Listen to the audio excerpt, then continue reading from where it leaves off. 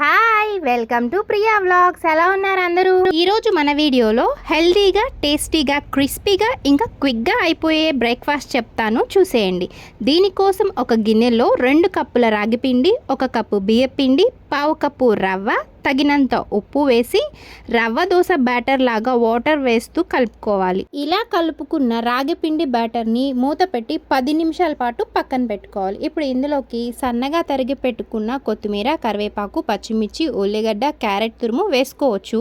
నా దగ్గర అవేవి లేవు, సో సింపుల్గా జీలకర్ర అండ్ ఆనియన్స్ వేసి దోశలు వేస్తున్నాను. ఈ దోశల్ని నార్మల్ దోశల్లాగా కాకుండా వేడివేడి పెనం మీద రవ్వ దోశలు వేసుకున్నట్టు వేసుకొని కాస్త ఆయిల్ వేసి ఎర్రగా అటువైపు ఇటువైపు ఫ్రై చేసుకొని కనుక తీసుకున్నాము అని అంటే ఎంతో టేస్టీగా, హెల్దీగా ఉండే రాగి రవ్వ దోశలు రెడీ అండి. ఇవి కనుక పిల్లలకి పెట్టాము అని అంటే తిని సూపర్ అనాల్సిందే. ఇంకెందుకు ఆలస్యం, మీరు ఒకసారి ట్రై చేయండి. ఎలా వచ్చిందో తప్పకుండా కామెంట్ చేయండి. వీడియో నచ్చితే లైక్ చేసి సబ్స్క్రైబ్ చేసుకోవడం మాత్రం మర్చిపోకండి. ఉంటాను, బాయ్.